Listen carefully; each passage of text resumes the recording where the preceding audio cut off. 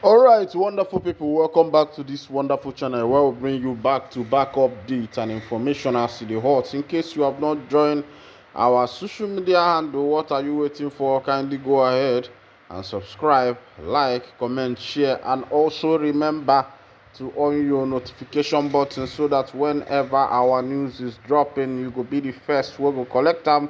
Let's go down to the news proper as the hot. You don't share it for the obodo as I go to bring you the informative we will carry come one by one. And so I go to dish and they bring them for your table. I say welcome back once again in case you have been looking for a way to support us on this channel like a lot of you have been asking. Kindly go ahead and give us super chat or super thanks on YouTube. That's the best way to support the good work that we are doing here. All right, it don't shell for the obodo as insecurity is rising. The IGP has deployed squad in Imo State to be able to work on that side of the state. Let's go down to that information. Following the disturbing case of insecurity in the 27 local councils in Imo State, the Inspector General of Police, Dr. Kayode Ebekotun, has deployed a special intervention unit made up of 60 police personnel to tackle it. The Guardian learned that the unit had been launched in July 2023 to carry out the mission of tackling surging insecurity and crime. A statement issued on Monday evening by the Imo State Police Command spokesperson Henry Okoye said the deployment was to enhance commitment, enthrone peace, tackle criminal activities, and ensure security across the state. The statement reads, in a decisive effort to ensure the safety and well-being of Imo State residents, the Inspector General of Police, Kayode Ebokotun, has deployed a Special Investigation Squad (SIS) to Imo State.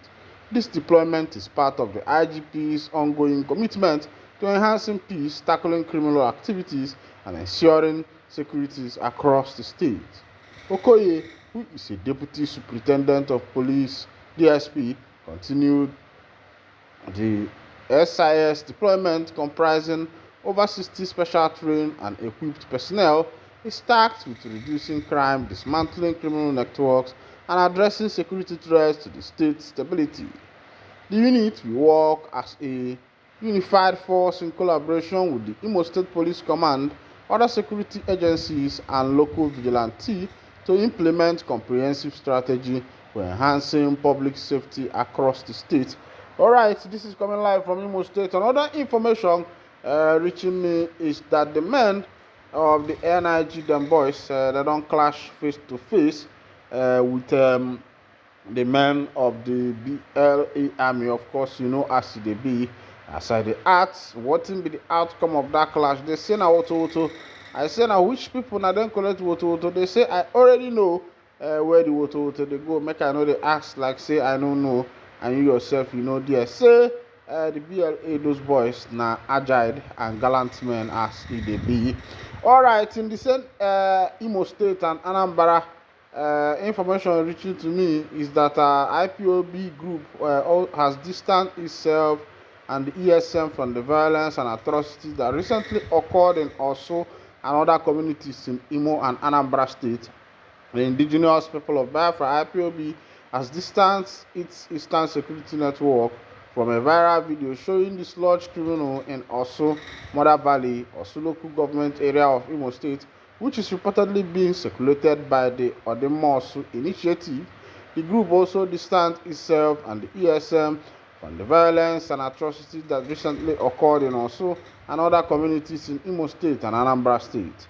In a statement released on Thursday by its media and public secretary, Emma Powerful, IPOB accused the Nigerian government of sponsoring criminal elements to impersonate ESN and tarnish IPOB's image.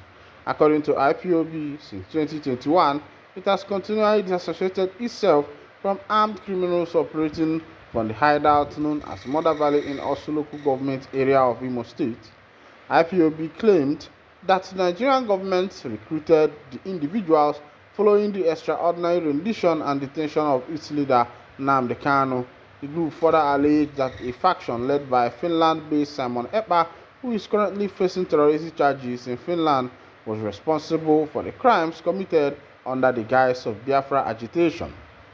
The statement described Ekpa's group as state-sponsored agents used to destabilize Igbo community, kidnap and murder innocent people while falsely claiming affiliation with ESN. The Nigerian security forces were well aware of these criminal activities and hideouts despite IPOB's consistent effort to expose them. The government refused to acknowledge their real identities. Instead, the atrocities deliberately link their crimes to IPOB and ESN to discredit our movement, IPOB stated. Furthermore, IPOB criticized the Nigerian security forces for alleged allowing the criminals to operate for nearly 4 years before taking action, only after Ekpa's arrest. It questioned why similar efforts had not been directed at combating armed herdsmen or terrorists accused of attacking and displacing communities in the region. The government's agenda has always been to destabilize Igbo and discredit IPOB's struggle for Biafra. All right, this is coming from Emma Powerful, this spokesperson of the indigenous people of Biafra, as they be. All right, let's go down to another information. They say despite backlash, Tinubu officially gazettes state of emergency rule in Rivers State. President Bola Ahmed Tinubu has officially released a gazette on highly controversial state of emergency declared in Imo State, a move that has been widely criticized across the nation and beyond. The gazette, signed by President Tinubu and obtained by Sahara reporters on Thursday, outlined the appointment of Vice Admiral Ibuk Eket Ibas, retired, as the administrator for the state, with the authority to act in accordance with regulations issued by the president at his discretion. Titled State of Emergency Rivers State Proclamation 2025, the Gazette cites Section 305 of the Constitution of the Federal Republic of Nigeria 1999, among other enabling powers, to justify the declaration aimed at restoring peace, security, and order in Rivers State.